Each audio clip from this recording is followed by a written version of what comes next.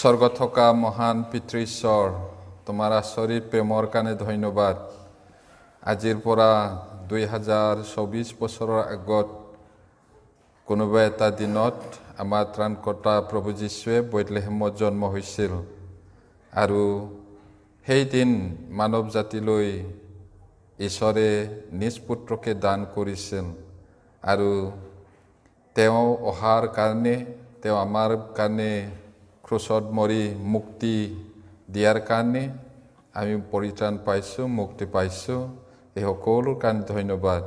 আজি গধূলি আমি তোমাৰ ভাই ভনীবিলাকৰ লগত, সন্তানৰ লগত একেলগে সহভাগিতা লৈছোঁ আৰু সেই দিন সোঁৱৰণ কৰিছোঁ, তোমাৰ বাক্য অধ্যয়ন কৰিবলৈ লৈছোঁ। প্ৰভু, তুমি সকলোকে আশীৰ্বাদ কৰিবা, শাস্ত্ৰীয় বচন বুজিবলৈ আৰু পৰিত্ৰাণৰ বিষয়ে স্থিৰ হ'বলৈ, নিশ্চিত হ'বলৈ, নহ'লে থাকি যাব পাৰে।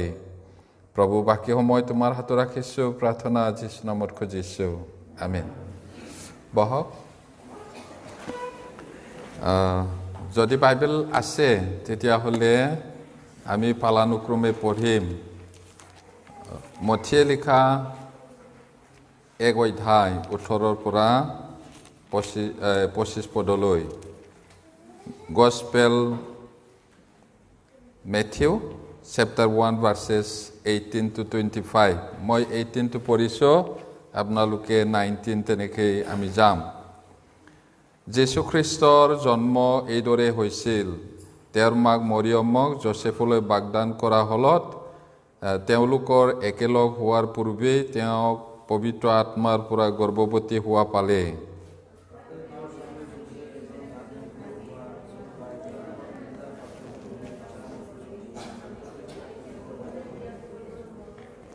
কিন্তু চোৱা, তেওঁ এইবোৰ কথা চিন্তা কৰোঁতেই প্ৰভুৰ দূত এজনে তেওঁ সপোনৰ দৰ্শন দি ক'লে, হে দাউদৰ সন্তান যোচেফ, তোমাৰ ভাৰ্যা মৰিয়মক গ্ৰহণ কৰিবলৈ ভয় নকৰিবা, কিয়নো তেওঁৰ গৰ্ভ পবিত্ৰ আত্মাৰ পৰা হৈছে।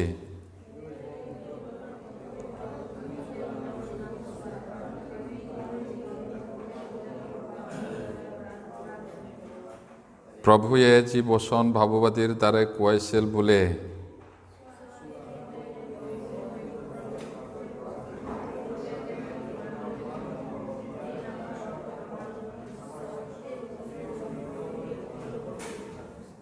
পাছে যোচেফে টোপনিৰ পৰা উঠি প্ৰভুৰ দূতে তেওঁক আজ্ঞা দিয়াৰ দৰে কৰি নিজৰ ভাৰ্যাক গ্ৰহণ কৰিলে।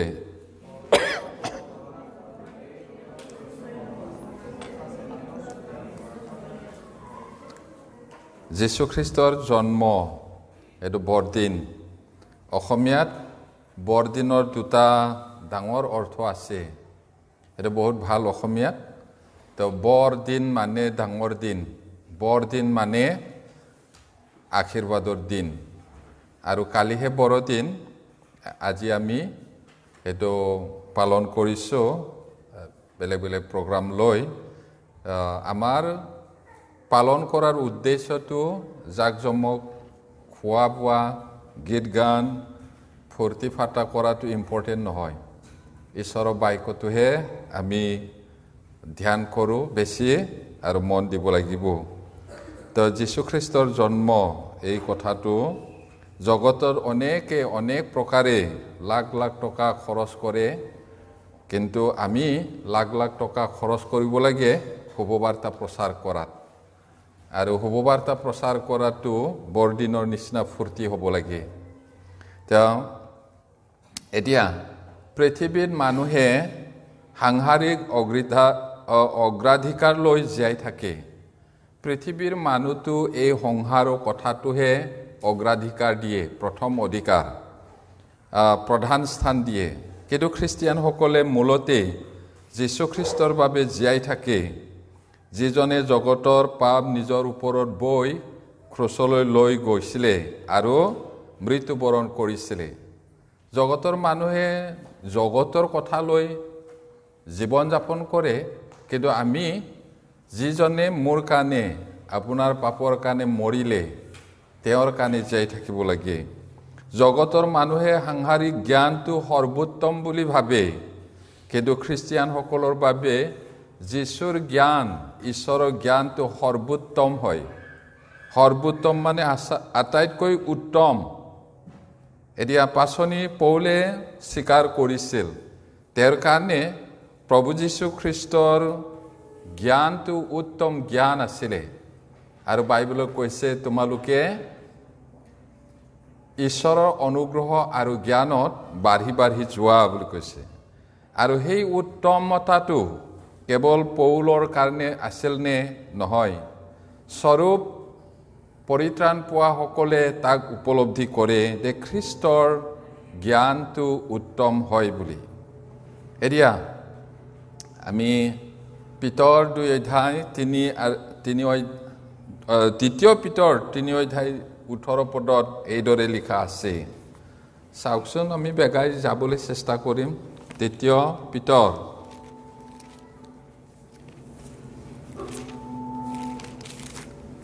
3 অধ্যায় 18 পদ। 2 পিতৰ 3 অধ্যায় 18 পদ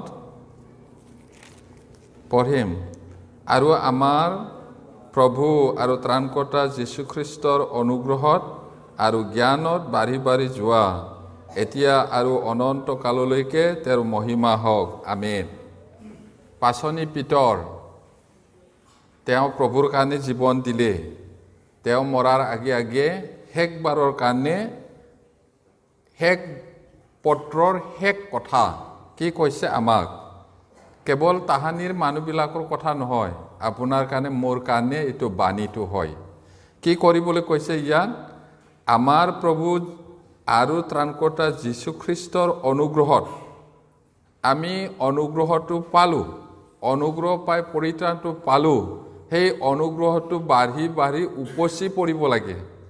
আৰু আমি ঈশ্বৰৰ বিষয়ে জ্ঞানটো কেতিয়া পাইছিলোঁ? যেতিয়া আমি সত্য বাক্যটো প্ৰথম শুনিছিলোঁ, সেইদিনা আমি সেই জ্ঞানটো পালোঁ। এতিয়া সেই জ্ঞানটো বাঢ়ি বাঢ়ি যাব লাগে কৈছে।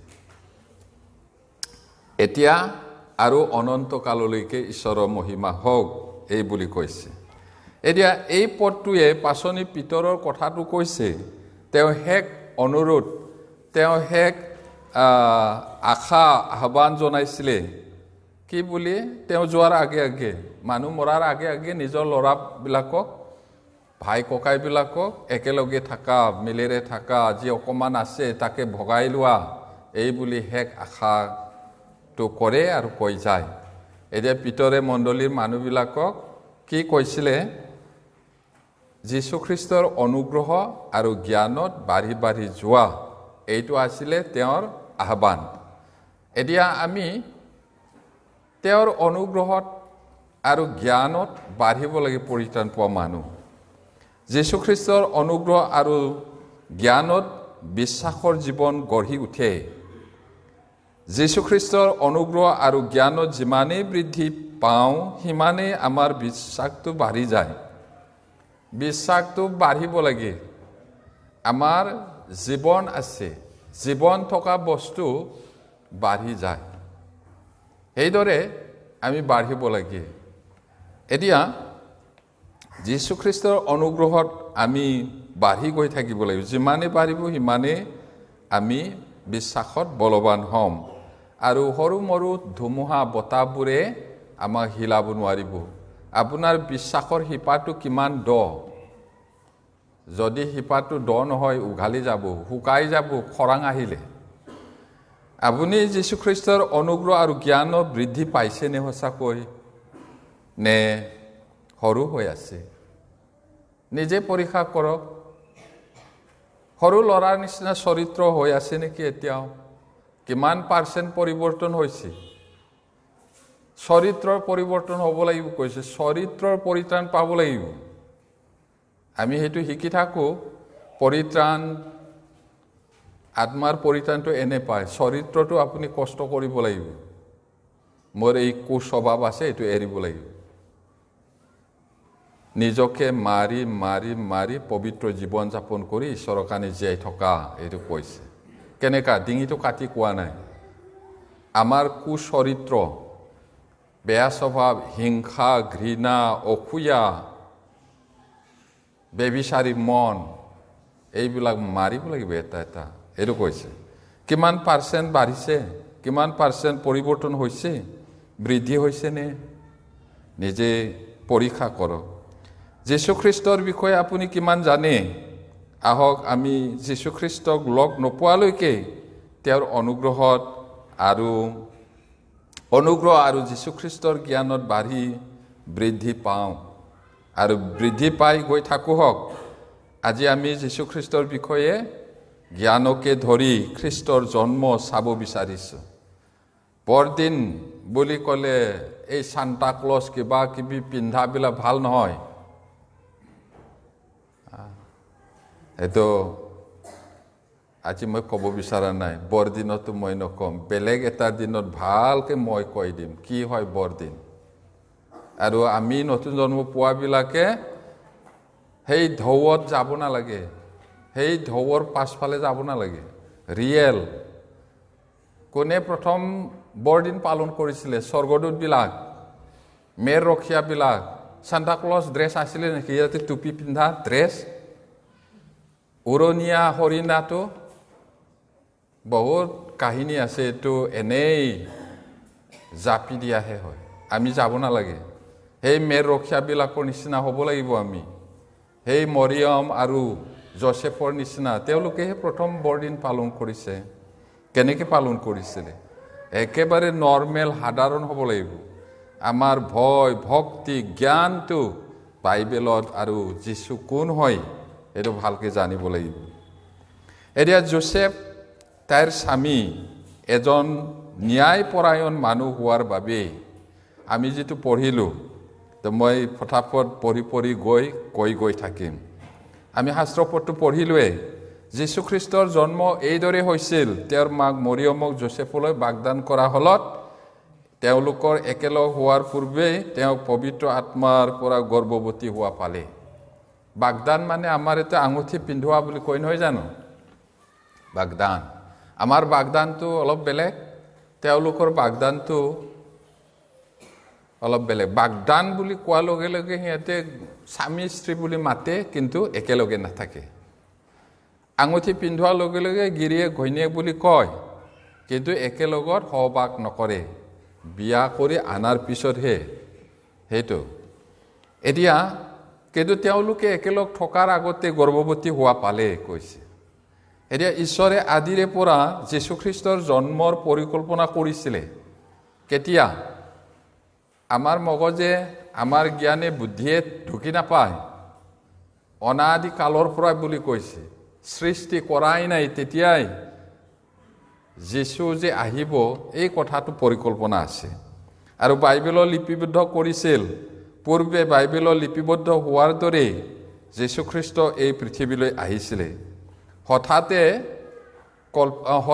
ভাবি তৎক্ষণাৎ ডিচিশ্যন লোৱা নহয় এইটো বহুত আগতে পৰিকল্পনা আৰু সেই পৰিকল্পনা মতে প্ৰভু যীশুৱে পৃথিৱীত আহিছিলে মথিয়ে যীশুখ্ৰীষ্টৰ জন্মৰ পৰিস্থিতিৰ বিষয়ে ভালকৈ ব্যাখ্যা কৰিছে কেনেকুৱা পৰিস্থিতি হৈছিলে যীশুখ্ৰীষ্ট জিহুদা ফৈদৰ পৰা দায়ুদৰ বংশধৰ আৰু জোচেফৰ পুত্ৰ অৱশ্যে তেওঁৰ হাতত জোচেফৰ এটোপাল তেজ নাছিল এইটো ব্লাড কেমিষ্ট্ৰি বুলি এজন জ্ঞানীয়ে লিখিছে আৰু সেই তাত যদি চাওঁ তেতিয়াহ'লে কেঁচুৱাৰ শৰীৰলৈ মাকৰ তেজ নাযায় কৈছে এইটো পালোঁ যদিও যীশুক জোচেফৰ পুতেক বুলি কৈছে জোচেফৰ তেজটো তেওঁৰ জীৱনত নাই এইটো পালোঁ নাই আৰু কিয় বুলি ক'লে তেওঁৰ আচল দেউতা নহয়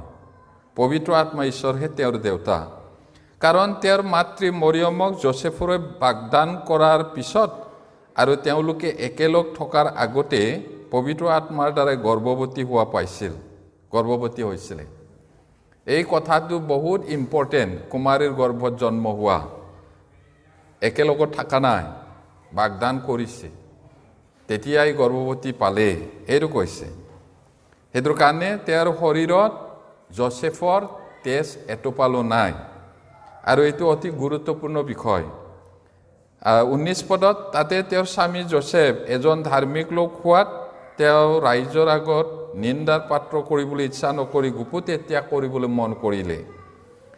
যোসেফ এজন ধাৰ্মিক মানুহ আছিলে। বন্দোবস্ত কৰা ছোৱালী গৰ্ভৱতী হৈ গ'ল, একেলগত থকা নাই, কি বুলি ভাবিব? এতিয়া যোসেফে যেতিয়া গম পালে যে তেওঁৰ বাগদান কৰা এংগেজমেণ্ট কৰা মহিলাগৰাকী গৰ্ভৱতী হৈছে, তেতিয়া তেওঁ মনে মনে তেওঁক এৰিবলৈ বিচাৰিছিলে, বিচ্ছিন্ন কৰিবলৈ চেষ্টা কৰিছিলে। আপুনি যদি যোসেফৰ ঠাইত হ'লেহেঁতেন কি হ'লেহেঁতেন, কি কৰিলেহেঁতেন? ভাল পোৱা এংগেজমেণ্ট কৰা ছোৱালীটো কাৰোবাৰ লগত গৰ্ভৱতী হ'ল বুলি তেতিয়া চাকৰি বাকৰি গুপুতে ত্যাগ কৰি কৰবাত পলাবলৈ মন হ'ব নাই জানো? এংগেজমেণ্টটো ভাঙি দিব নহয় জানো? সহজ নহয়। আপুনি হ'লে কি হ'লেহেঁতেন? এতিয়া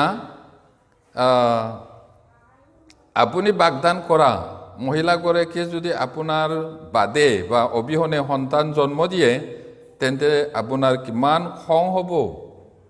বিশ্বাসঘাতকতা বা প্ৰতাৰণা কৰিলে বুলি মনতে ভাবিব। বেছিভাগ মানুহে নিজৰ এংগেজমেণ্ট ভাঙি ব্যভিচাৰৰ বদনাম দিব।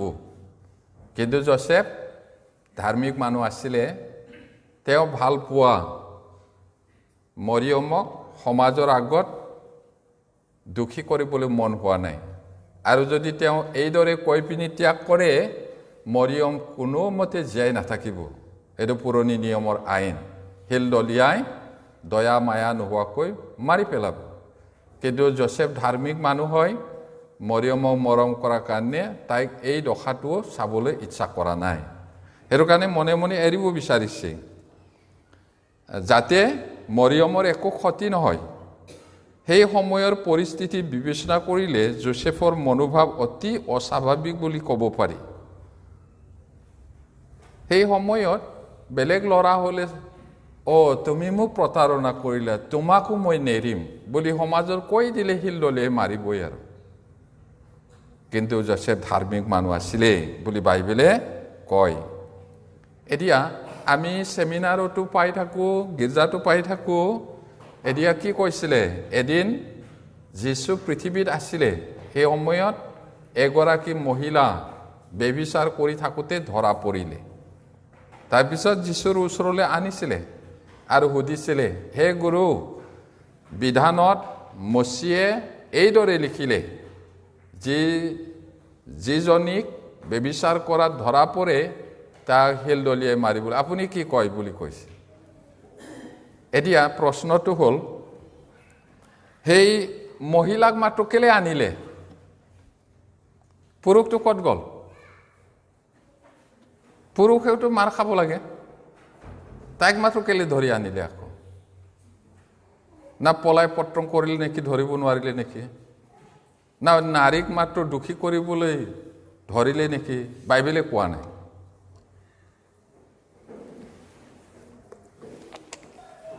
কিন্তু দুজনে মৰিব লাগে আচলতে। এতিয়া সুধি থাকিছিলে। এতিয়া কি কৈছে এই পদত আমি দেখিলোঁ, মানে যোহন 8:4-5 পদত লিখা আছে এই কথাটো। এতিয়া ইছৰাইলৰ এগৰাকী ব্যভিচাৰী মহিলাৰ প্ৰতি থকা সাধাৰণ মনোভাৱ ইয়াত দেখুৱাইছে। কি কৰিম, আমি মাৰি পেলাম নেকি বুলি তেওঁলোকে মোচেৰ বিধানৰ কথাটো উল্লেখ কৰিছে। এইটো ব্যভিচাৰী তিৰোতা মাৰি পেলাব লাগিব, পুৰুষকো মাৰিব লাগে আচলতে, কিন্তু নানিলে সিহঁতে।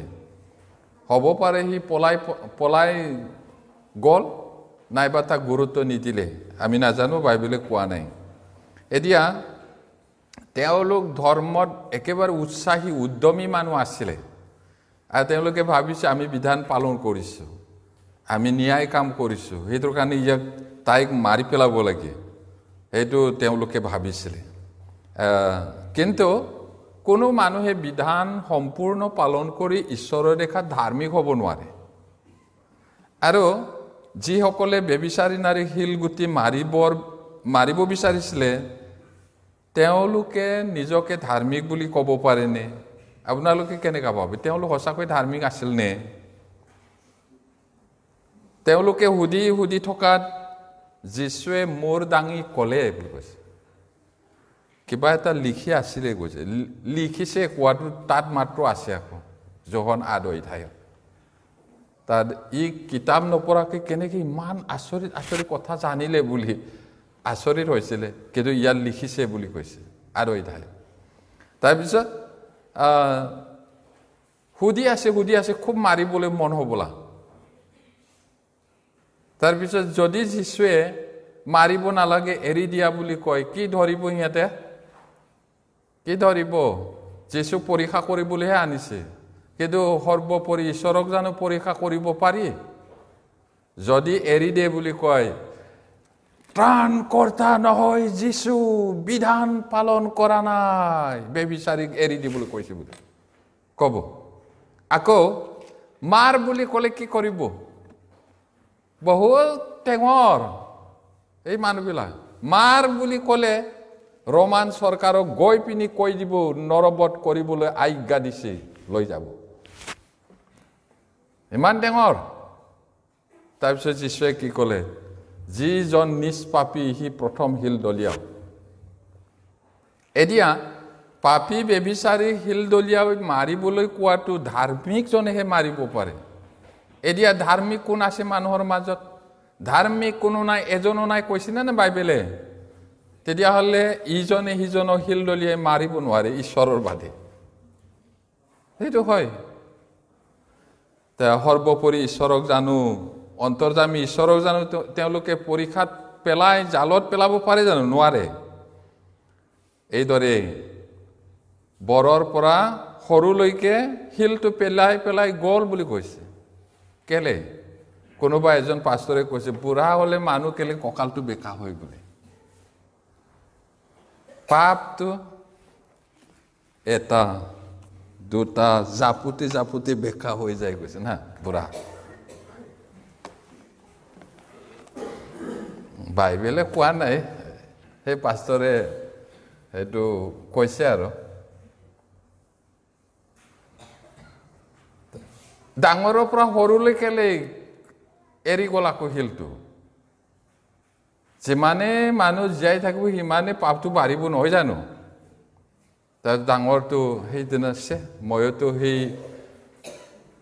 আমুকাৰ কিবাটো এনেকুৱা চুৰ কৰি আনিছিলোঁ বুলি বিবেকে কামুৰিলে পেলাই গ'ল। তাৰপিছত যীশুৱে সুধিছে, কতা তোমাক কোনেও দুখী নকৰিলে নে? এই বুলি। যিসকলে বেবিচাৰী মহিলাগৰাকী শিল দলিয়াই মাৰিব বিচাৰিছিল তেওঁলোকৰ লগত যীশুৱে কথা পাতিছিলে। তোমালোকৰ মাজত যিজন পাপহীন নিষ্পাপী তেওঁই প্ৰথমে শিল দলিয়াওক। কিন্তু কোনো নিষ্পাপী নাছিলে, আটাইবোৰে গ'ল। যদিও তেওঁলোক পাপী আছিলে হ'লেও আনক শিল দলিয়াই মাৰিব বিচাৰে, কিন্তু সি নিজেও সেই একেটা দুখে কৰিছে। কি কৈছে বাইবেলত? যিজনে তিৰোতা মানুহলৈ পাপ মনেৰে চাই তেতিয়াই বেবিচাৰ কৰিলে। মানে যিজনী তিৰোতাই পুৰুষলৈ পাপ মনেৰে চাই তেতিয়াই বেবিচাৰ কৰিলে, সেইকাৰণে মাৰিব নোৱাৰিলে, গ'ল। এতিয়া প্ৰভুৱে সুধিলে, কতা কোনেও তোমাক দুখী নকৰিলে নে? তেওঁ ক'লে, হে প্ৰভু কোনেও নকৰিলে। তেতিয়া যীশুৱে ক'লে, ময়ো দুখী নকৰোঁ, যোৱা এতিয়াৰ পৰা আৰু পাপ নকৰিবা। এতিয়া এই কথাটো বহুত আচৰিত। আনকি যীশুৱেও তাইক নিন্দা নকৰিলে, যোৱা এতিয়াৰ পৰা পাপ নকৰিবা। যীশুৱে তেওঁক নিন্দা কৰা নাছিলে, দুখী কৰা নাছিলে, বৰঞ্চ তাইক দয়া কৰিলে। সেই বেবিচাৰী মহিলাগৰাকী আপুনি আৰু মই, আমাৰহে ছবি হয় সেইটো। আমি ভাবিব পাৰে তাই মাত্ৰ, সি মাত্ৰ বুলি। নহয়, আমাৰ মানৱ জাতিৰ কথা, মানুহৰ কথা। এতিয়া এই মহিলাগৰাকী যেন মৰিল আৰু পুনৰ জীৱিত হৈ উঠিছে, এনে এগৰাকী মহিলাই পুনৰ পাপ কৰিব পাৰেনে? বহুতে পৰিত্ৰাণ পাইছোঁ বুলি কয় আকৌ জগতৰ নিচিনাই জীৱন যাপন কৰে। এই জগততকৈ বেছিহে বেয়া হৈ যায় আৰু কয় মই নতুন জন্ম পাইছোঁ। পাৰে জানো এনেকৈ? নোৱাৰে নহয়। আৰু আমি উপলব্ধি কৰিব পাৰিছোঁ নে নাই, ভাবিব পাৰিছোঁ নে নাই? কোনোবা ব্যভিচাৰত ধৰা খোৱাটো জীৱনত কেতিয়াও ক্ষমা পোৱা নাই, মৰিবই লাগে। কিন্তু যীশুৱে অনুগ্ৰহ কৰি এৰিলে আৰু তাই পাপ কৰিব পাৰিব জানো ইমান মহা অনুগ্ৰহ পোৱাৰ পিছত? সেই মহিলাগৰাকী আপুনি মই আমাৰ প্ৰতীক হয়। আমাক প্ৰভুৱে এইদৰে অনুগ্ৰহ কৰিলে, যোৱা এতিয়াৰ পৰা পাপ নকৰিবা, এইটোহে হয়। ভালকৈ আমি জানিব লাগিব। এই মহিলাগৰাকীৰ প্ৰতিমূৰ্তি হৈছে আমাৰ প্ৰতিমূৰ্তি, যিসকলক যীশুৰ তেজৰ দ্বাৰা ক্ষমা কৰা হৈছে। যীশুখ্ৰীষ্টৰ দয়া নহ'লে আমি বিচাৰ হৈ নৰকলৈ গ'লোহেঁতেন। এনে কিছুমান মানুহ আছে যিসকলে পৰিত্ৰাণ পোৱা নাই আৰু এতিয়াও ধৰ্মীয় উদ্যমেৰে জীয়াই আছে। সেই মানুহবিলাকো ধৰ্ম কৰ্ম কৰা, বহুত উৎসাহ উদ্দীপনাৰে কাম কৰা, আমি পালন কৰিছোঁ বুলি এতিয়াও বহুত আছে। ছেমিনাৰ বা কাউন্সেলিং, ঈশ্বৰৰ গভীৰ ষ্টাডি হ'লে ইমান ইণ্টাৰেষ্ট নিদিয়ে, পৰিত্ৰাণৰ কথাটো গভীৰভাৱে নলয়। বহুত মানুহ আছে কিন্তু বিশ্বাসী জীৱন যাপন কৰিছোঁ বুলি ঢাক ঢোল বজায়, বহুত কথা কয়। মানুহৰ মাজত মানুহে এইদৰে চলনা কৰিব পাৰে, কিন্তু অন্তৰ্যামী ঈশ্বৰৰ আগত বলে পাৰিবনে? সেইদিনা ক'ব পাৰিবনে? তৰ্ক কৰিব পাৰিবনে তেওঁৰ লগত? নাই, নোৱাৰে। যিসকল ইছৰাইলে মহিলাগৰাকীৰ ব্যভিচাৰৰ বাবে শিলগুটি মাৰিবলৈ চেষ্টা কৰিছিল, তেনেকৈ তেওঁলোকেও আনৰ দুখ বিচাৰিবলৈ আৰু নিন্দা কৰিবলৈ বিচাৰি ফুৰে। আনক বহুত দুখী কৰে, ই এইদৰে পাব লাগে, সেইদৰে পাব লাগে বুলি। এতিয়া যীশুখ্ৰীষ্টই আমাক দেখুৱাইছিল যে প্ৰকৃত প্ৰেম দয়াটো কি হয়। যোৱা ময়ো দুখী নকৰোঁ, এতিয়াৰ পৰা আৰু পাপ নকৰিবা। প্ৰিয় ভাই ভনীবিলাক, আমি মহা অনুগ্ৰহেৰে পৰিত্ৰাণ পালোঁ আৰু দুনাই সেই পাপবোৰ আৰু কৰি থাকিব নোৱাৰোঁ। আপুনি আপোনাৰ জীৱনত যীশুখ্ৰীষ্টৰ প্ৰেম আৰু দয়াৰ অভ্যাস কৰিছেনে? এই অনুগ্ৰহত বাঢ়ি বাঢ়ি আছেনে? সঁচাকৈ উপলব্ধি কৰিব পাৰিছেনে কিমান প্ৰেম কৰে তেওঁ? আপুনি আনৰ দুখ প্ৰকাশ নকৰাকৈ মৰম আৰু মমতাৰে সেৱা কৰিছেনে? মানুহৰ এটা স্বভাৱ আছে, আনৰ বেয়াটো খুচৰি থাকিবলৈ মন, য'ত ঘাও আছে তাতে খুচি দিয়ে। ঘাওটো ভালহে কৰিব লাগে, তাতে আকৌ খুচৰি দিলে কি হ'ব? এইটো মানুহৰ স্বভাৱ, সেইবোৰ আমি এৰিব লাগিব। খ্ৰীষ্টিয়ানসকলে আনৰ বিষয়ে কোৱাৰ পৰা বিৰত থকা উচিত। আনৰ কথা কোৱাৰ প্ৰয়োজন নাই। আনৰ কথা কৈ ফুৰি থাকিবলৈ ভাল নহয়। এতিয়া পৰচৰ্চাকাৰীৰ কথাটো বহুত সোৱাদ লগা তৰকাৰী নিচিনা হয়। সেইটো হৃদয়লৈকে যায়। কি কৈছা, কি আৰু শুনিবলৈ মন, আৰু সিও পেল পেল পেল পেল কৈ থাকিব। কিছুমান মানুহ আছে ইমানেই কথা ক'ব আমনি লাগি যায়।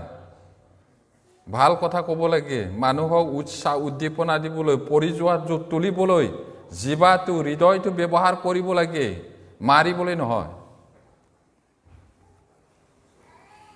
আপোনাৰ মৰম শুনা মাত, আপোনাৰ মৰম লগা জিভাৰে খহি পৰা মানুহটো তুলিব পাৰে, মৰিবলৈ যোৱাজনক ঘূৰি আহিবলৈ সহায় কৰিব পাৰে, তাতেহে ব্যৱহাৰ কৰিব লাগে। মিছা কথা কোৱা, এনেই কথা লগাই ফুৰাবিলাকৰ জিভাটো কাটিব বুলি কৈছে বাইবেলত। ঈশ্বৰে জীয়াই ৰাখিলে একদিন কম জিভাটো কেনেকৈ কৈছে ঈশ্বৰে। এতিয়া বিশ্বাসীসকলৰ সংগীত আনৰ বিষয়ে কোৱাটো উপযুক্ত নেকি? ফেলোশ্বিপ হ'ল নিজৰ চিন্তাধাৰা ভাগ বতৰা কৰা, আনৰ কথা কোৱা নহয়।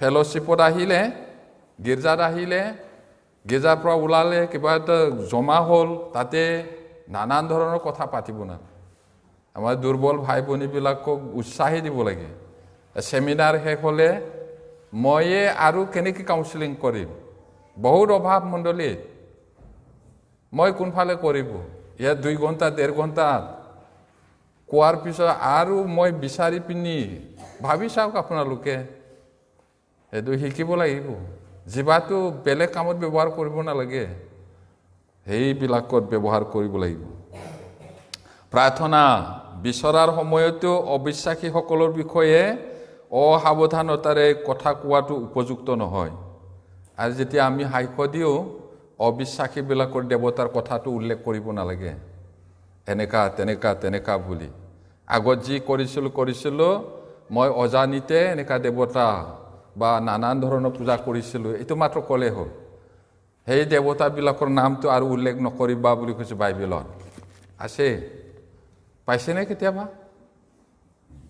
আছে সেইবিলাকৰ নামটো তোমালোকৰ মুখত উচ্চাৰণ আৰু নকৰিবা বুলি কৈছে এতিয়া প্ৰেম আৰু দয়াৰ হৃদয়েৰে শুভবাৰ্তা প্ৰচাৰ কৰিলেও ফল পোৱাটো কঠিন হয় কোমল চিত্তেৰে দয়াৰে অধিক যত্নেৰে শুভবাৰ্তাটো প্ৰচাৰ কৰিলেও ফলাফলটো ইমান ইজি নহয় তাতে যদি আমাৰ আচৰণবিলাক ঠিক নহয় তেতিয়াহ'লে আৰু কিমান কঠিন হ'ব আৰু জালটো মাৰিলো টানি পিনি মাছ ধৰা সময় আপুনিও থাকিব লাগিব না নাই জালটো মাৰিলো থৈ দিলো এনে ফাটি যাব জালো ফাটিব মাছো সৰকি যাব এইটো প্ৰব্লেম আছে আমাৰ মই গভীৰভাৱে উপলব্ধি কৰিছো এতিয়া জালটো মাৰি টানা সময়ত দাদা এইটো আছে এইটো পুঠি এইটো গৰৈ হয় এইটো টেঙৰা হয় দেখোন এইটো সৰু হয় দেখোন বিচাৰিব লাগিব না নাই জালটো মাৰিলো থৈ দিলো মাছ থাকিব বোকাত গৰৈ মাছ মাৰি কেনেকৈ খাব জাল মাৰি পাইছেনে চেং মাছ শিঙি মাগুৰ পাবলৈ হ'লে জালটো মাৰা সময় জাল চাৰিওফালে হেপিয়াব লাগিব নহ'লে খোজৰ অলপ খাল থাকে তাতে শিঙিটো যাব গৰৈটো যাব শুভবাৰ্তা প্ৰচাৰ কৰাটো জাল মাৰা হয় চবে লগ লাগিব লাগিব আমাৰ ভাই ভনীবিলাক কিছুমানটো খুব মাছ ধৰিব জানে আকৌ এটা বহুত ভাল সেই মাছ ধৰা টেকনিকটো মানুহ ধৰা জালৈ হোৱা সময়ত ব্যৱহাৰ কৰিব লাগে চেঙেলী মাছ সৰু শিঙিবিলাকক একেবাৰে ধৰিব পাৰে এনেকুৱাহে হ'ব লাগিব মাছ ধৰা মানুহ ধৰা জালুৱাই পাষ্টৰে অকলে নোৱাৰে এভাঞ্জেলিষ্টে অকলে নোৱাৰে আপোনালোকে যদি সঁচাকৈ মাছ ধৰোতা নহয় নাপাম আমি এটাও এইটো জীৱাটো সেই সময়তহে ব্যৱহাৰ কৰিব লাগে বেলেগ কামত নহয় শুনি থাকো তথাপি পাহৰি যাওঁ এইটো মনত ৰাখক এনে বিচাৰ হৃদয়েৰে আপুনি কেনেকৈ শুভবাৰ্তা প্ৰচাৰ কৰিব পাৰে যদি কোমল হৃদয় নহয় দয়াৰে ভৰা নহয় তেতিয়াহ'লে কেনেকৈ প্ৰচাৰ কৰিব আন্তৰিক হৃদয় ব্যক্তিয়ে আনৰ গোপন কথাও গুজব নকৰে প্ৰকাশ নকৰে বৰঞ্চ লুকাই ৰাখে আমাৰ ভাই ভনীবিলাক কিবা এটা দুখ কৰিলে তাকেই খুচি থাকিব নালাগে কৈ থাকিব নালাগে এইটো এনেকুৱাই আছিলে এইটো এনেকুৱাই আছিলে এইটো এনেকুৱাহে কৈ থাকিলে দুখটো পাব না নহয় দুখ পাব সুস্থহে কৰিব লাগে ভালহে কৰিব লাগে কৈ থাকিলে দুখ পাব কেতিয়া পূৰণ হ'ম আমি প্ৰিয়সকল যদি যোছেফৰ দয়াৰ হৃদয় নাথাকিলেহেঁতেন তেন্তে তেওঁ মৰিয়মক মানুহৰ হাতত দিলেহেঁতেন মনত ৰাখিব যোছেফ ধাৰ্মিক মানুহ আছিলে যদি হিংসা মন একেবাৰে খঙাল মানুহ হ'লেহেঁতেন মোক ঠগিছে এই ছোৱালীটো ময়ো তোক নেৰিম আমি বিয়া হোৱাই নাই গৰ্ভৱতী হ'ল বুলি সমাজৰ কৈ দিলে শিল দলিয়াই মাৰি পেলাম কিন্তু দয়ালু ধাৰ্মিক হোৱা কাৰণে এই কথাটো প্ৰকাশ কৰা নাই, মনে মনে এৰিব বিচাৰিছে। এতিয়া যদি তেওঁ তেনে কৰিলেহেঁতেন তেন্তে মৰিয়মক বেবিচাৰী বুলি গণ্য কৰা হ'লহেঁতেন আৰু তাই শিলগুটিৰে বধ কৰিলেহেঁতেন। কিন্তু যোচেফ এজন ধাৰ্মিক ব্যক্তি আছিল। মানুহৰ আগত প্ৰকাশ নকৰাকৈ তাইক গৰ্ভৱতী অৱস্থাতে এৰিব বিচাৰিছিল। তেওঁ ধৰ্মীয় ভণ্ড নহয়, ভণ্ডামি থাকে। ধৰ্ম কৰ্ম কৰিছোঁ বুলি ভণ্ডামি বহুত আছে। তেনেকুৱা নাছিলে যোচেফ, ভাল মানুহ, সঁচা ধাৰ্মিক মানুহ। এতিয়া বৰঞ্চ ঈশ্বৰৰ প্ৰেমক সঁচা অৰ্থত নিজৰ জীৱনত কাৰ্যকৰী কৰা ব্যক্তি আছিলে। তেওঁ সঁচাকৈ প্ৰয়োগ কৰিছিলে। ঈশ্বৰে ধাৰ্মিক যোচেফৰ যোগেদি নিজৰ কাম সম্পন্ন কৰিলে। এতিয়া যোচেফৰ যোগেদি কাম কৰিছে। তেওঁ ধাৰ্মিক মানুহ। এতিয়া প্ৰভুৰ এজন দূতে তেওঁ সপোন দেখা দিলে। এইটো আমি অথনি পঢ়িলোঁ।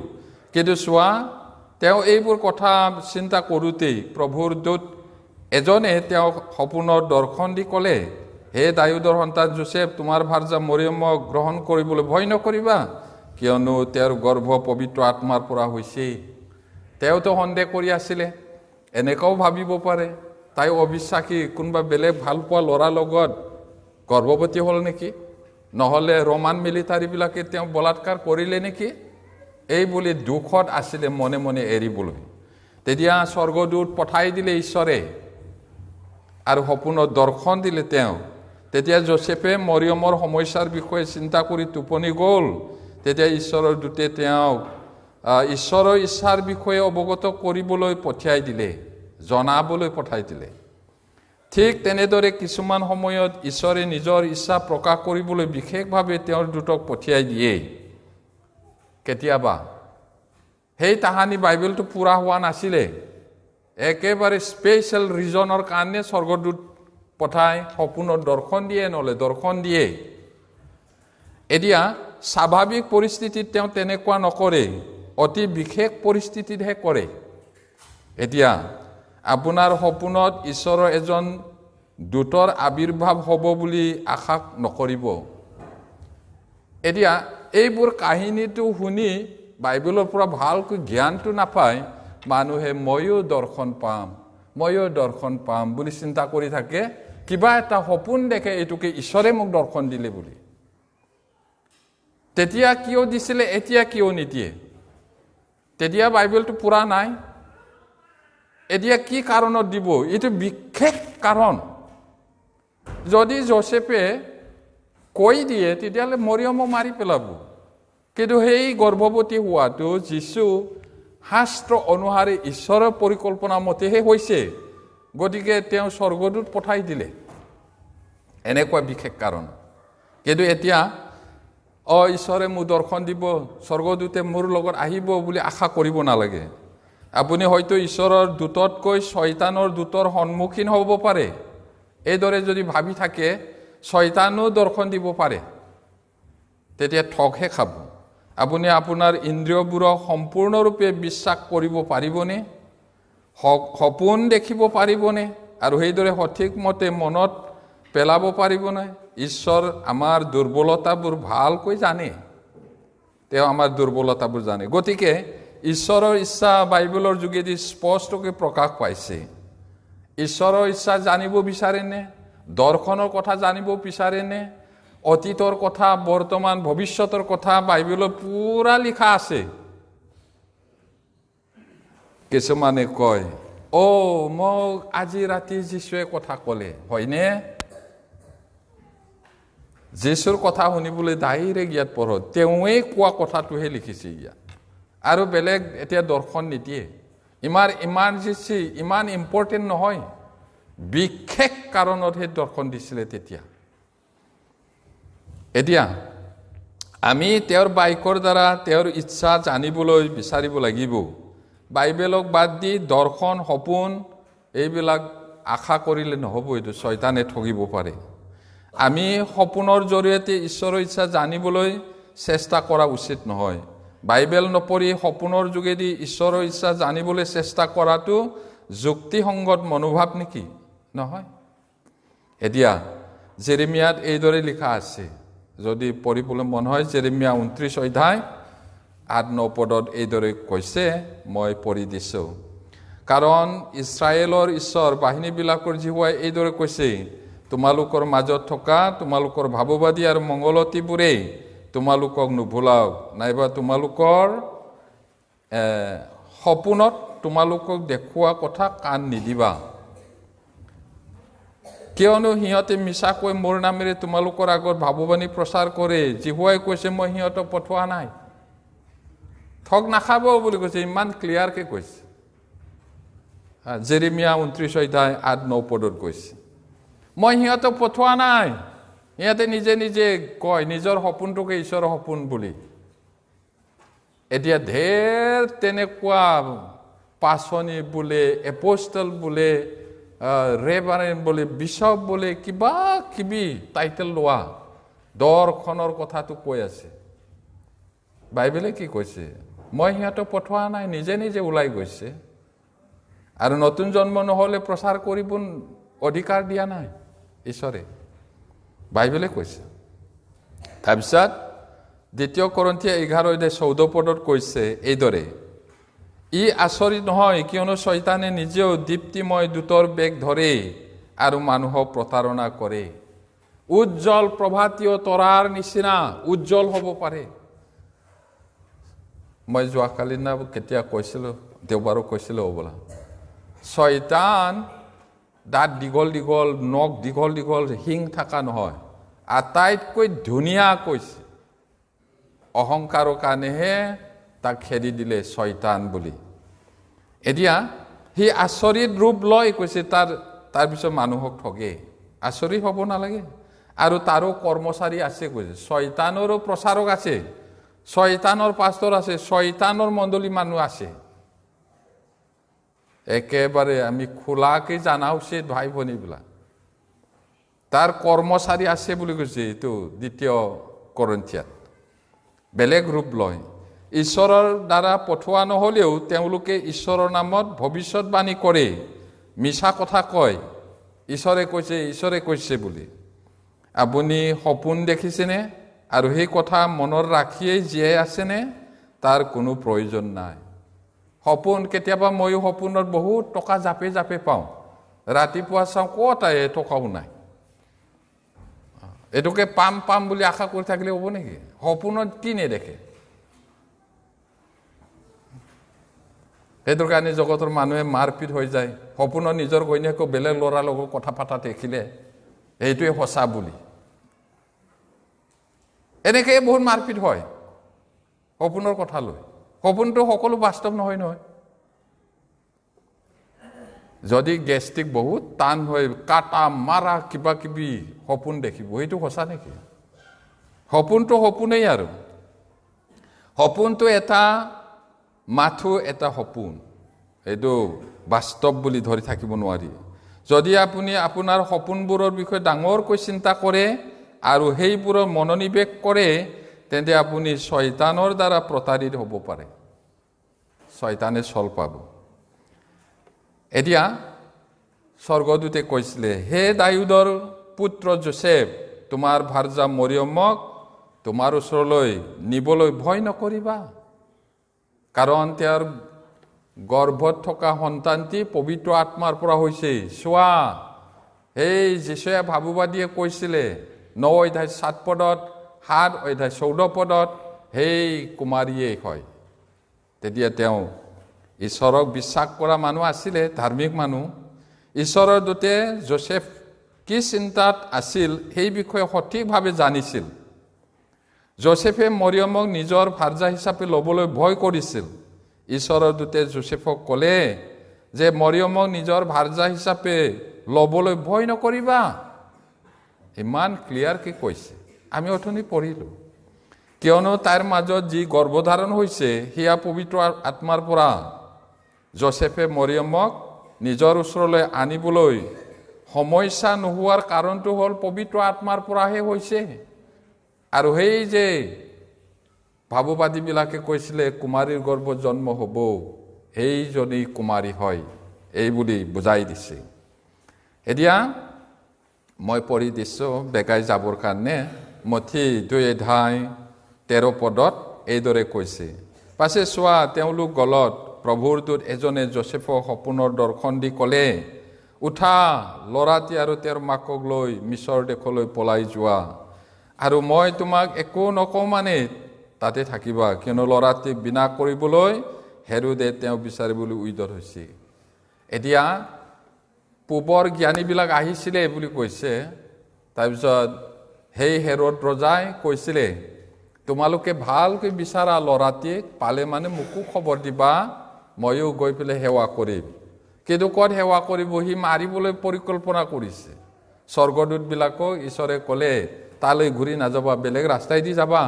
যোৱাৰ পিছতে লগে লগে স্বৰ্গদূতে যোচেফক ক'লে, ল'ৰাটি আৰু মাকক লৈ মিছৰ দেশলৈ যোৱা। লগে লগে কাম কৰিছে, বহুত আচৰিত। তাৰপিছত ঈশ্বৰে তেওঁৰ দূতক যোচেফৰ ওচৰলৈ পঠাই দিছিলে। সপোনত পুনৰ দেখা দিলে, যীশু আৰু তেওঁৰ মাকক মিছৰলৈ পলাই যাবলৈ যোচেফক আজ্ঞা দিলে। এইটো জটিল মুহূৰ্ত নহয় জানো? কাৰ বা ল'ৰা হয়, কাৰ লগত গৰ্ভৱতী হ'ল, আকৌ এতিয়া কেঁচুৱাটো হ'ল, আকৌ এতিয়া পলাই লৈ যাবলৈ গৈছে ৰাতি। ধাৰ্মিক মানুহ নহ'লে পাৰিব? সহজ জানো এটা?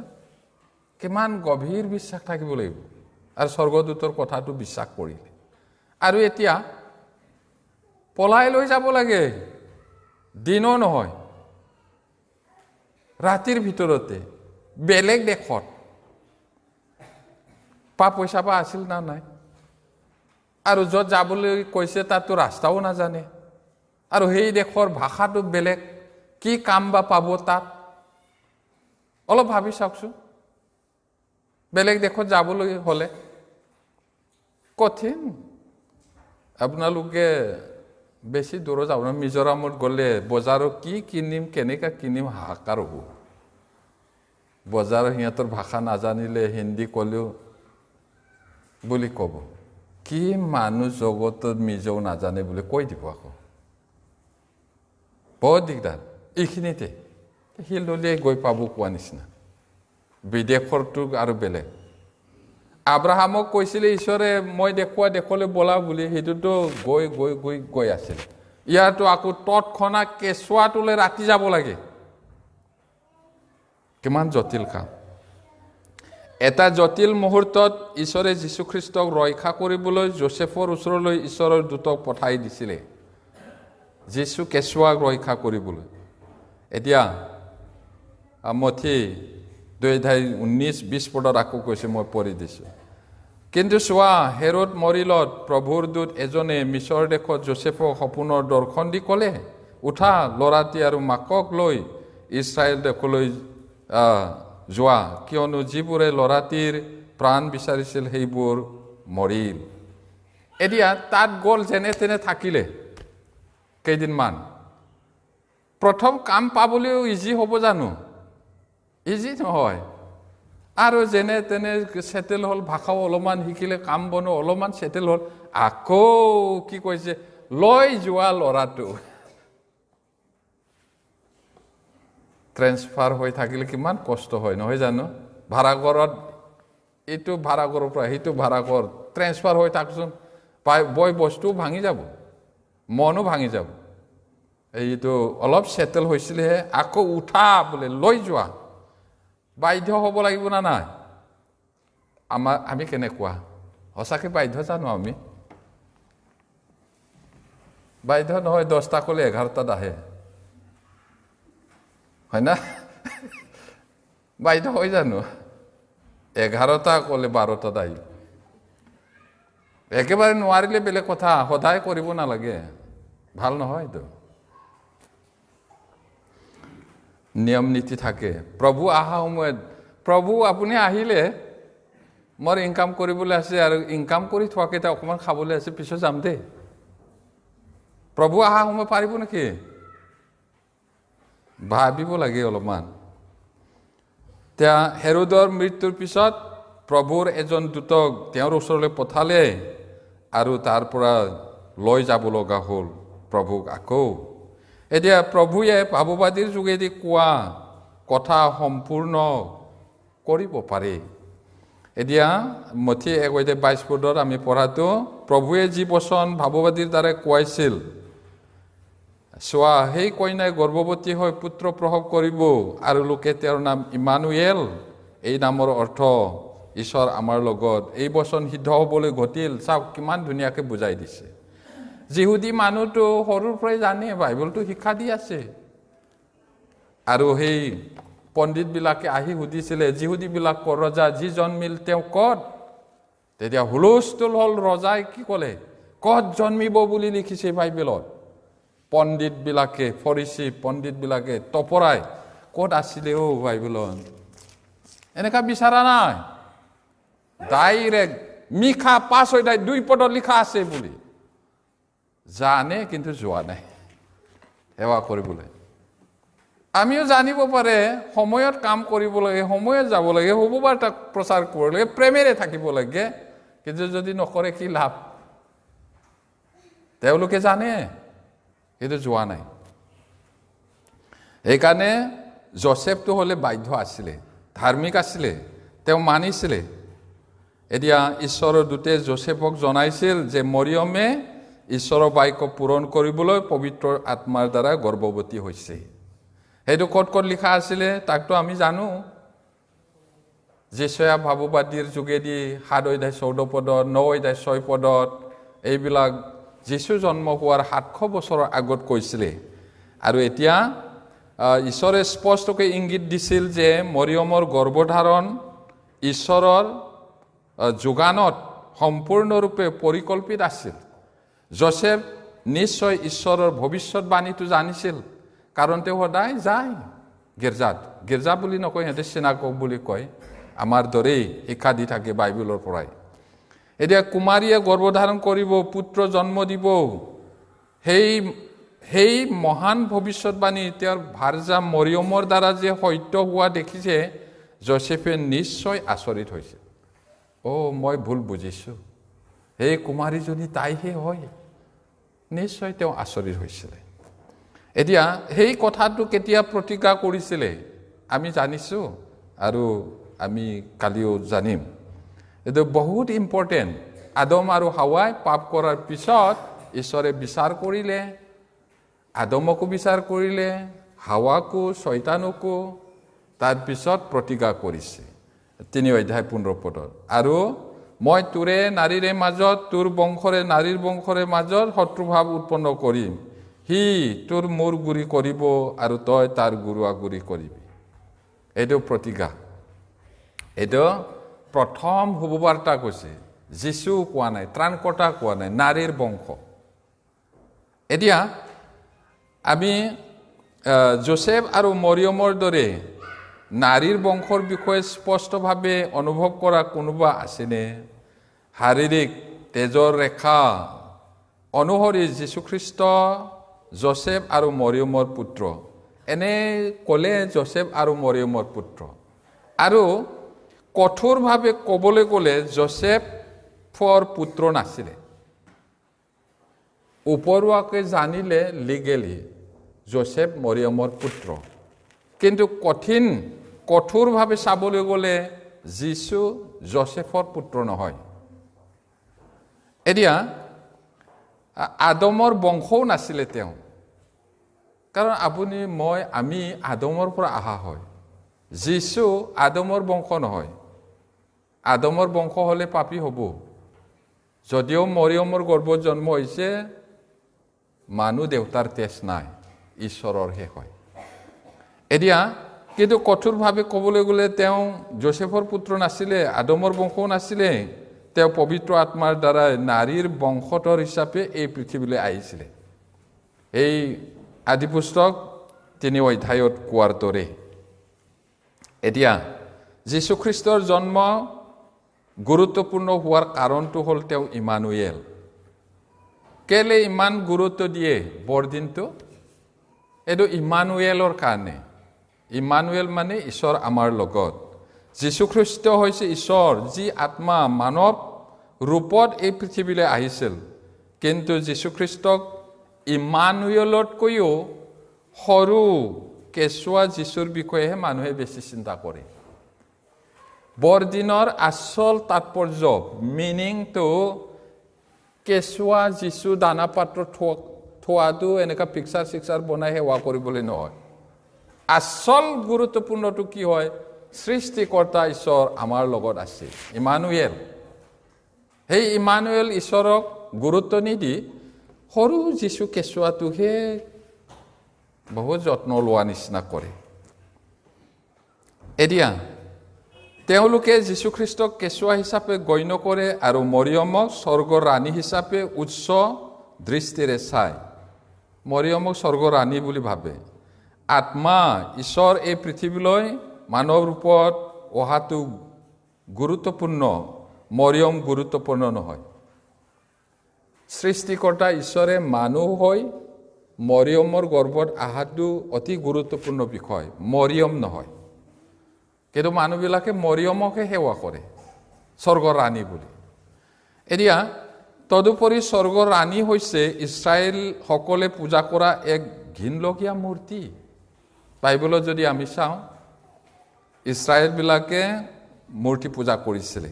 ইয়াতে মই পঢ়ি দিছোঁ, মোক বেজাৰ দি আকাশৰ ৰাণীৰ উদ্দেশ্যে পিঠা বনাবলৈ আৰু ইতৰ দেৱতাবোৰৰ উদ্দেশ্যে পেয় নৈবেদ্য উৎসৰ্গ কৰিবলৈ ল'ৰাবিলাকে খৰি বুটলে, বাপেকহঁতে জুই জ্বলায় আৰু তিৰোতাবোৰে ময়দা খচে।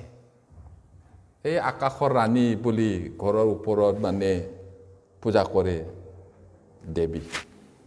সেইটো এতিয়া যদি মৰিয়মক এইদৰে আকাশৰ ৰাণী, স্বৰ্গৰ ৰাণী বুলি সেৱা কৰে, সেই দেৱতাৰ নিচিনাই হয়। বহুত আচৰিত। এতিয়া যিহুদাৰ লোকসকলে স্বৰ্গৰ ৰাণী, স্বৰ্গদেৱীৰ সেৱা কৰি ঈশ্বৰক ক্ৰোধ জগাই তুলিছিল। অৱশ্যে এতিয়াও স্বৰ্গৰ ৰাণী, স্বৰ্গদেৱীৰ সেৱা কৰা মানুহ আছে, চেষ্টা কৰে। যীশুতকৈ মাটোহে ডাঙৰ বুলি তেওঁ সেৱা কৰে। তাতোকৈ আচৰিত কথাটো হ'ল, তেওঁলোকে মৰিয়মক স্বৰ্গৰ ৰাণী, স্বৰ্গদেৱী বুলি গণ্য কৰে। ইয়াক ঈশ্বৰৰ ইচ্ছা বুলি ভাবি পিনি ভুল কৰে তেওঁলোকে। এতিয়া সাপৰ মূৰটো গুৰি কৰিব, তই তাৰ ঘৰুৱা গুৰি কৰিবি। এতিয়া ক্ৰুচত যীশু মৰা সময়ত শয়তানে ভাবিছিলে যীশু শেষ হৈ গ'ল। কিন্তু যীশুৱে তেওঁৰ কঁকালটো ভাঙি দিলে, সাপৰ অস্ত্ৰটো গিৰাই দিলে। শয়তানৰ অস্ত্ৰটো কি আছিলে? চবতকৈ ডাঙৰ মৃত্যু। যীশুৱে মৃত্যুক জিকিলে আৰু শয়তানৰ সাপৰ কঁকালটো ভাঙি থৈ দিলে। মাথাটো গুৰি কৰা নাই এতিয়ালৈকে, গুৰি কৰিবহে। কিন্তু যীশুৰ গুৰুৱাটো হ'লে শয়তানে গুৰি কৰিছিল। সেইটো এতিয়া স্বৰ্গদূতে কোৱাৰ দৰে ৰাতিয়েই মিছৰ দেশলৈ গুচি গৈছিলে, সেই কথাটো আমি পালোঁ। আৰু এতিয়া ত্ৰাণকৰ্তা যীশু,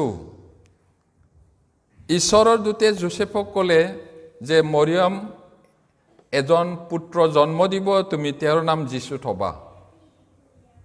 জন্ম হোৱাই নাই তেতিয়াই কৈছে, মৰিয়মকো কৈছে, যোচেফকো কৈছে যীশু থবলৈ। এতিয়া যীশু নামৰ অৰ্থটো হ'ল তেওঁ নিজৰ মানুহবিলাকক পৰিত্ৰাণ কৰিব। আৰু যীশু মানে ত্ৰাণকৰ্তা, জিহুৱা ত্ৰাণকৰ্তা। মৰিয়মৰ জন্ম হ'বলগীয়া পুত্ৰ কেনেকৈ ত্ৰাণকৰ্তা হ'ব পাৰে? মৰিয়মে স্পষ্টকৈ কৈছিল যীশুৱে ত্ৰাণকৰ্তা হ'ব। কাৰণ বাইবেলত কৈ দিছে, চোৱা তুমি গৰ্ভৱতী হৈ পুত্ৰ প্ৰসৱ কৰিবা, তেওঁৰ নাম যীশু থবা। তেওঁ মহান হ'ব আৰু সৰ্বোপৰি জনাৰ পুত্ৰ বুলি প্ৰখ্যাত হ'ব। প্ৰভু পৰমেশ্বৰ তেওঁৰ পিতৃ হ'ব আৰু দাউদৰ সিংহাসন তেওঁক দিব আৰু তেওঁৰ ৰাজ্য কেতিয়াও নপৰিব। তেওঁ এতিয়াও শাসন কৰা নাই, এদিন কৰিব আৰু কেতিয়াও শেষ নহ'ব। যীশু মহান হ'ব, তেওঁ সৰ্বোচ্চ পুত্ৰ বুলি কোৱা হ'ব। সৰ্বোচ্চ মানে কোন? সৰ্বশক্তিমান, অলমাইটি মানে সৃষ্টিকৰ্তা ঈশ্বৰ, অত্যন্ত উচ্চ। যীশুখ্ৰীষ্ট হৈছে ঈশ্বৰৰ পুত্ৰ আৰু দাউদৰ সিংহাসনত বহি চিৰকাল তেওঁ শাসন কৰিব। এটি পুত্ৰ জন্ম হ'ব তেওঁ আশ্চৰ্য মন্ত্ৰী পৰাক্ৰমী ঈশ্বৰ শান্তিৰ ৰজা বুলি ক'ব যীশুৰ বিষয়ে কৈছে বৰদিনত এইটোৱে কয় তেওঁ কোন এজন সৰু ল'ৰাটো কেনেকৈ ইমান হ'ব পাৰে কিন্তু বাইবেলে কৈছে এইদৰে তেওঁ সুবিচাৰ কৰিব ন্যায় বিচাৰ কৰিব এদিন যীশুৱে ভাৱবাদীৰ যোগেদি ঈশ্বৰে যি শিশুৰ বিষয়ে কৈছিল সেয়া হৈছে যীশুখ্ৰীষ্ট তেওঁ আচৰিত পৰামৰ্শদাতা কাউন্সেলৰ বুলি কৈছে শক্তিশালী ঈশ্বৰ অনন্ত কলীয়া পিতৃ আৰু ৰজাও হয় আৰু তেওঁ যেতিয়া দাউদৰ সিংহাসনত বহি ৰাজ শাসন কৰিব তেওঁৰ ৰাজ্য অনন্ত কাললৈকে থাকিব আৰু আমিও তেওঁৰ লগত ৰাজ শাসন কৰিম আমি এলা পেশা মানুহ নহয় প্ৰিয়সকল এইটো কাৰণে কেইটামান বছৰ কেইদিনমান জীয়াই থাকোঁতে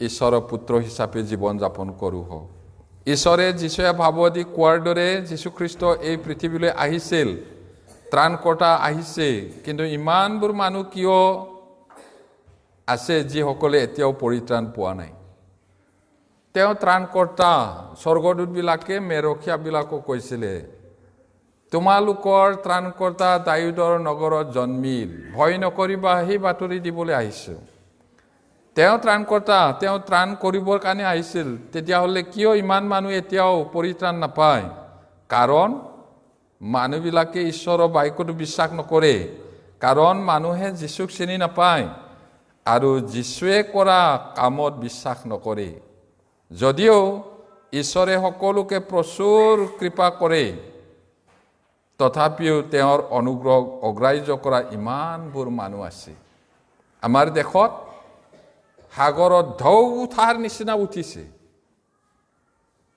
খ্ৰীষ্ট বিৰোধী যীশুক কোনেও ভাল নাপায় এজনো নাই ঈশ্বৰক বিচৰা কোনো নাই এজন নাই বিবেচক কোনো নাই এজনো নাই ধাৰ্মিক কোনো নাই এজনো নাই বুলি কৈছে ঈশ্বৰে যোসেফ আজ্ঞাকাৰিতা আছিলে যোসেফ ঈশ্বৰৰ আজ্ঞা মানিছিল টোপনিৰ পৰা উঠি প্ৰভুৰ দতে কোৱাৰ দৰে তেওঁ নিজৰ ভাৰ্যাক ল'বলৈ গৈছিল মানুহে ঈশ্বৰৰ ইচ্ছা জানিলেও সেই ইচ্ছা পালন কৰিবলৈ দ্বিধাবোধ কৰে জানো নাজানা নহয় জানো কিন্তু নকৰে এতিয়া তেওঁলোকে প্ৰথমে লাভ লোকচানৰ হিচাপ কৰে মানুহবিলাকে যীশুৰ কথা ক'লে মই যদি যীশুক বিশ্বাস কৰোঁ মোৰ কি লাভ হ'ব লোকচান বা কি হ'ব লাভ নিচিনা হ'ব ক'লে মই খ্ৰীষ্টিয়ান হ'ম তাৰপিছত অলপ লোকচান নিচিনা থাকিলে পিছ চহকি গ'ল এইদৰে এতিয়াও হৈ আছে আৰু যেতিয়া তেওঁলোকৰ স্বাৰ্থত হয় তেতিয়া মানিবলৈ ইচ্ছা কৰিব কিন্তু যোসেফে লগে লগে ঈশ্বৰৰ বাক্যটো পালন কৰিছিলে লাভ লোকচান হিচাপ কৰা নাই ৰাতিয়েই মৰিয়মক নিজৰ ঘৰলৈ আনিছিলে এইটো আজ্ঞাকাৰিতা হাৰ পোৱাৰ লগে লগে তেওঁৰ নিজৰ ভাৰ্যা মৰিয়মক তেওঁৰ ওচৰলৈ লৈ আহিল যিদৰে ঈশ্বৰৰ দূতে তেওঁক আজ্ঞা দিছিলে তেওঁ সঁচাকৈয়ে বিশ্বাসী মানুহ আছিল পুৰুষৰ লগত বাগদান কৰা নাৰীয়ে যদি পুৰুষৰ সৈতে একেলগে থকাৰ আগতে গৰ্ভধাৰণ কৰে তেন্তে পুৰুষজনে এনে মহিলাগৰাকী নিজৰ ঘৈণীয়েক বুলি মানিবলৈ বিচাৰিবনে নিবিচাৰিব কিন্তু ঈশ্বৰৰ দূতে কোৱাটো তেওঁ সম্পূৰ্ণ বিশ্বাস কৰিলে এতিয়া যোসেফে ঈশ্বৰৰ দূতক সাক্ষাৎ কৰি মৰিয়মৰ কাহিনী শুনিবলৈ সক্ষম হৈছিল যদিও তেওঁ আন লোকে জানিব পৰা নাছিলে বেলেগবিলাকে গমেই পোৱা নাই কিন্তু ঈশ্বৰৰ লগত তেওঁ ধাৰ্মিক মানুহ ঈশ্বৰে তেওঁৰ লগত কথা পাতিলে জানিলে মাজে মাজে মানুহে আনৰ কাহিনী ক'বলৈ ভাল পায় ভাল কাহিনীতকৈ বেয়া কাহিনীটোহে ভাল পায় তেওঁলোকে মৰিয়মৰ বিষয়ে কিমান বা কৈছিলে আমি নাজানো বু বা নকৰিব জানো মৰিয়ম এই কাঠ মিস্ত্ৰীৰ লগত কিবা বন্দোবস্ত কৰা নাছিলে জানো দেখি কি হলো এইটো দেখোন গৰ্ভৱতী হোৱা নিচিনা দেখিছে নহয় হ'বলা তোমালোকে জাত কথা কয় কিয় এনেকা কৈছে নহয় আমি চাইছো তাই গৰ্ভৱতী হোৱা নিচিনা দেখিছে দেখোন কিমান কথা ক'ব না নাই আটাইবোৰ কথা লিখিলে বাইবেলত নজৰিব কৈছে সিহঁতৰ চাগে ভাল ক'বলগীয়া একো নাছিলে মৰিয়মৰ বিষয়ে কিন্তু যোসেফে লোকসকলৰ প্ৰতিক্ৰিয়াৰ বাবে চিন্তা কৰা নাছিল মানুহে কি ক'ব নক'ব চিন্তা কৰা নাই ঈশ্বৰে যিটো কৈছে তোমাৰ ভাৰ্যাক ল'বলৈ ভয় নকৰিবা সেই কথাটো তেওঁ একো কুণ্ঠাবোধ নকৰি লৈ আহিলে তাতে তেওঁ উঠি ল'ৰা আৰু তেওঁৰ মাকক ৰাতিয়ে লৈ মিছৰ দেশলৈ গ'ল আকৌ লৈ যাবলৈ কওঁতে এইদৰে কৈছিলে মই অথনিয়ে ক'লো কিমান জটিল আছিলে এইটো ৰাতি টকা পইচা বা আছিল না নাই কাঠ মিস্ত্ৰীৰ জানো ইমান টকা থাকে আৰু ৰাতিয়ে যাব লাগে ক'ত গৈ থাকিব ভাষাও নাই বহুত দূৰ বালি বালি যাব লাগিব তথাপি গ'ল আইগা মানিছিলে বহুত কষ্ট হ'ব পাৰে হ'লেও তেওঁ মানিছিলে আপোনাক যদি ৰাতিয়ে ক'ৰবাত যাবলৈ কয় কেনেকা হ'ব ইজি নহয় যেতিয়া হেৰোদ ৰজা মৰিল আকৌ ক'লে লৈ যোৱা অলপমান শান্তিত হৈছিলেহে আকৌ ঘূৰি আহিব লগা হ'ল আৰু বহুত গুৰুত্বপূৰ্ণ বিষয়টো কুমাৰীৰ গৰ্ভত জন্ম হোৱা ত্ৰাণকৰ্তা যদি যীশু নহয় তেতিয়াহ'লে তেওঁ পাপী হ'ব আৰু যদি পাপী হয় আপোনাৰ কাৰণে মোৰ কাৰণে তেজ দিব নোৱাৰে তেজ উলিওৱা নহ'লে পাপ মোচন নহয় জন্তুৰ তেজটোৱে মানুহৰ পাপটো ধুব নোৱাৰে পাৰ্মানেণ্টলি মানুহে মানুহৰ কাৰণে মৰিব নোৱাৰে সেইকাৰণে যীশু নতুন মানুহ হৈ আহিছে দ্বিতীয় আদম কোৱাটো আৰু তেওঁৰ শৰীৰত মানুহ দেউতাৰ কঠীয়া নাই মই কালি আকৌ কম সেইটো বিষয় এতিয়া যোসেফে মৰিয়মৰ লগত থাকিবলৈ আৰম্ভ কৰিলে কিন্তু তাইৰ পুত্ৰ জন্ম নোহোৱালৈকে স্বামী স্ত্ৰী হিচাপত মিলন হোৱা নাই সেইটো এই অংশৰ জৰিয়তে আমি মৰিয়মৰ বিষয়ে অধিক নিৰ্দিষ্ট তথ্য পাব পাৰোঁ কিছুমানে বিশ্বাস কৰে যে গোটেই জীৱন মৰিয়ম কুমাৰী হৈ আছিল এই তত্ত্বটোও বহুত মন দিবলগীয়া কেথলিকবিলাকে কয় যীশুক জন্ম দিয়াৰ পিছত কুমাৰী হৈ গোটেই জীৱন কটাইছিল বুলি এইটো ভুল বাইবেলত দেখ কৈছে যীশু জন্ম নোহোৱালৈকে স্বামী স্ত্ৰী হিচাপত যোসেফ মৰিয়ম মিলন হোৱা নাই যীশু জন্ম হোৱাৰ পিছত স্বামী স্ত্ৰী হিচাপে মিলন হৈছে জাকব জিহুদা আৰু বেলেগ ভায়েক ভনীয়েক আছিলে কেইবাজনো বাইবেলত আমি চাব পাৰে ভাই ককাইবিলাকে মাকে আহি ককাই নহয় ভায়েক ভনীয়েকবিলাকে আহিছিলে বিচাৰিবলৈ বুলি কিন্তু কেথলিকে ক'ৰ পৰা পালে আকৌ এইটো কুমাৰী বুলি তেওঁলোকে বিশ্বাস কৰে যে মৰিয়মে যীশুক জন্ম দিয়াৰ পিছত তেওঁৰ আন কোনো সন্তান নাছিল কিন্তু সেয়া সঁচা নহয় ঈশ্বৰে স্পষ্টকৈ কৈছিল যে মৰিয়মে বহুতো সন্তান জন্ম দিছিল ঈশ্বৰে কৈছিল যে মৰিয়মে যীশুক জন্ম নিদিয়ালৈকে যোসেফৰ লগত মিলন হোৱা নাছিল অৰ্থাৎ তাই যীশুক জন্ম দিয়াৰ পিছত যোসেফৰ লগত সহবাস কৰিছিল গতিকে ইমানবোৰ মানুহে কিয় বিশ্বাস কৰে যে মৰিয়ম গোটেই জীৱন কুমাৰী আছিল ইমান হাইখত দিয়াৰ পিছতো বাইবেলত ইমান স্পষ্টকৈ কোৱাৰ পিছতো কেলে বিশ্বাস কৰে আকৌ এইটো কেথলিকবিলাকে বিশেষকৈ এতিয়া কেতিয়া এই কথাটো আহিছিলে মনত ৰাখিব এতিয়া 1962 চনত পোপ ত্ৰয়োদ বুলি কৈছে পোপ 13 মানে 13 নম্বৰৰ যেটো পপ সেইজনে ঘোষণা কৰিছিল মৰিয়ম গোটেই জীৱন কুমাৰী হৈ আছিল বুলি এতিয়াৰ পৰা 60 বছৰৰ আগত কিমান শ বছৰৰ পৰা বাইবেলত ইমানকে আছে সেই পপৰ 60 বছৰৰ আগত কোৱা কথাটো কেলে মানুহে বিশ্বাস কৰিছে সম্পূৰ্ণ মিছা আমি এইবোৰ কথা মনত ৰাখিব মৰিয়ম কুমাৰী হৈ থকা নাই কিন্তু যীশু জন্ম হোৱালৈকে যেতিয়ালৈকে জন্ম হোৱা নাই তেতিয়ালৈকে যোসেফৰ লগত মিলন হোৱা নাই বাইবেলত স্পষ্টকৈ আছে এতিয়া আমি যীশু খ্ৰীষ্টৰ জন্মৰ কথাটো চালো তেওঁ হৈছে ইমানুৱেল ত্ৰাণকৰ্তা এই সৰু কেঁচুৱা গোহালি ঘৰত থোৱা কিবা কিবি পুতলা সৰু সৰু কেঁচুৱা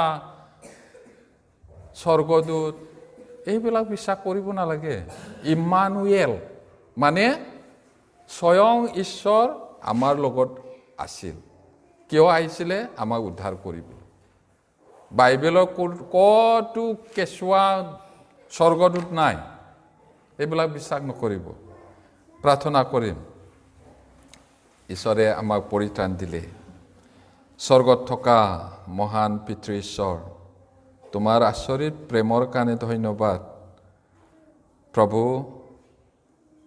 জগতৰ পাপীবিলাকক উদ্ধাৰ কৰিবৰ কাৰণে তুমি নিজ পুত্ৰকে দান দিছিলা শ শ বছৰৰ আগত কোনোবা এদিন প্ৰভু যীশুৱে সঁচাকৈ এই পৃথিৱীত আহিছিল আৰু তেওঁ কিয় আহিছিল তাত তাৎপৰ্য আমি গম পালোঁ তেওঁ আমাৰ ত্ৰাণকৰ্তা আমাৰ মুক্তিদাতা আৰু আমাক উদ্ধাৰ কৰিবৰ কাৰণে তেওঁ আহিছিল আৰু তেওঁ মৰিল মৰাৰ পৰা জি উঠিল আমাৰ পাপ অতীত বৰ্তমান ভৱিষ্যতৰ সকলো ক্ষমা কৰিলে এই সকলোৰ কাৰণে ধন্যবাদ আজি আমাক তুমি পৰিচালনা কৰি আছা তাৰ কাৰণে ধন্যবাদ দিওঁ প্ৰাৰ্থনা যীশুৰ নামত খুজিছোঁ আমেন